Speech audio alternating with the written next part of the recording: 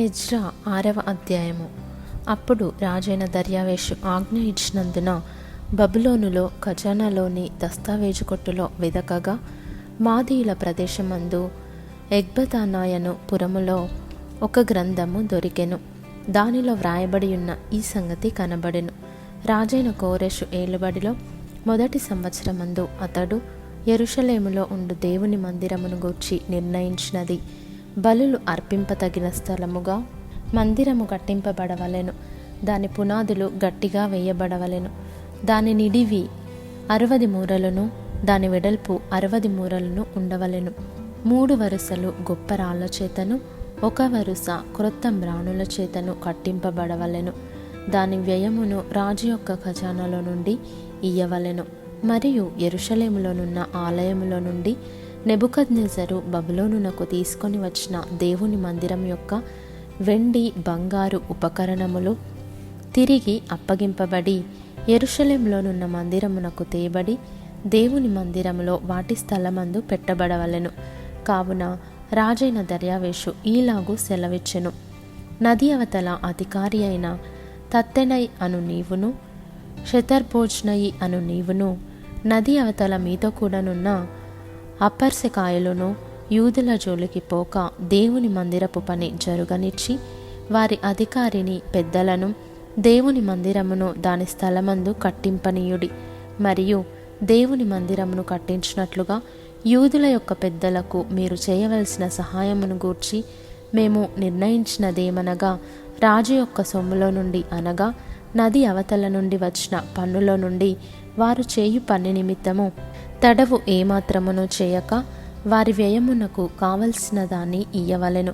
మరియు ఆకాశమందలి దేవునికి దహన బలులు అర్పించుటకై కోడెలే గాని, గొర్రె పొట్టేళ్లే గాని, గొర్రె పిల్లలే గాని, గోధుమలే గాని, ఉప్పే గాని, ద్రాక్షరసమే గాని, నూనెయే గాని యెరూషలేములోనున్న యాజకులు ఆకాశమందలి దేవునికి సువాసన అయిన అర్పణలను అర్పించి రాజును అతని కుమారులను జీవించినట్లు ప్రార్థన చేయు నిమిత్తమై వారు చెప్పిన దానిని బట్టి ప్రతిదినమును తప్పకుండా వారికి కావలసినదంతయు ఇయ్యవలెను.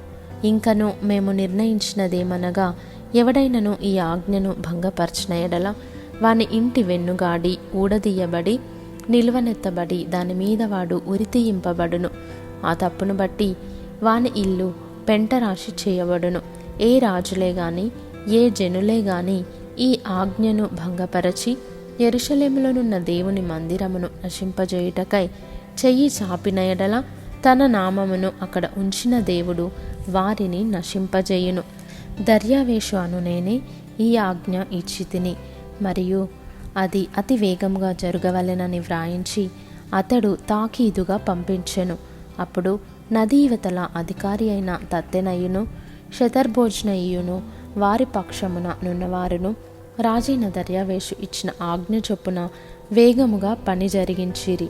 యూదుల పెద్దలు కట్టించుచు ప్రవక్త అయిన హగ్గయియు, ఇద్దో కుమారుడైన జెకర్యాయు హెచ్చరించుచున్నందున పని బాగుగా జరిపిరి. ఈ ప్రకారము ఇశ్రాయేలీల దేవుని ఆజ్ఞను అనుసరించి వారు కట్టించుచు కోరెషు, దర్యావేషు, అర్తహషస్త అను పారసీక దేశపు రాజుల ఆజ్ఞ చొప్పున ఆ పని సమాప్తి చేసిరి.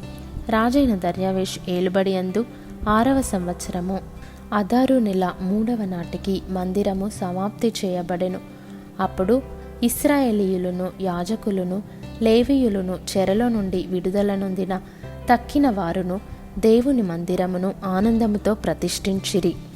దేవుని మందిరమును ప్రతిష్ఠించినప్పుడు 100 ఎడ్లను, 200 పొట్టేళ్లను, 400 గొర్రె పిల్లలను ఇశ్రాయేలీయులకందరికిని పాపపరిహారార్థ బలిగా ఇశ్రాయేలీయుల గోత్రముల లెక్క చొప్పున 12 మేకపోతులను అర్పించిరి. మరియు వారు యెరూషలేములోనున్న దేవుని సేవ జరిపించుటకై మోషే యొక్క గ్రంథమందు వ్రాసిన దానిని బట్టి తరగతుల చొప్పున యాజకులను, వరుసల చొప్పున లేవీయులను నిర్ణయించిరి. చెరలో నుండి విడుదల నొందిన వారు మొదటి నెల 14వ దినమున పస్కా పండుగ ఆచరించిరి. యాజకులను, లేవీయులను తమ్మును తాము పవిత్రపరచుకొని పవిత్రులైన తరువాత చెరలో నుండి విడుదల నొందిన వారందరి కొరకును తమ బంధువులైన యాజకుల కొరకును తమ కొరకును పస్కా పశువును వధించిరి. కావున చెరలో నుండి విడుదల నొంది తిరిగి వచ్చిన ఇశ్రాయేలీయులను ఇశ్రాయేలీల దేవుడైన యెహోవాను ఆశ్రయించుటకై దేశమందుండు అన్యజనులలో అపవిత్రత నుండి తమ్మును తాము ప్రత్యేకించుకొనిన వారందరూ వచ్చి తిని పులియని రొట్టెల పండుగను 7 దినములు ఆనందముతో ఆచరించిరి. ఏలయనగా ఇశ్రాయేలీల దేవుని మందిరపు పని విషయమై వారి చేతులను బలపరచుటకు యెహోవా అష్షూరు రాజు హృదయమును వారి వైపు త్రిప్పి వారిని సంతోషింపజేసెను.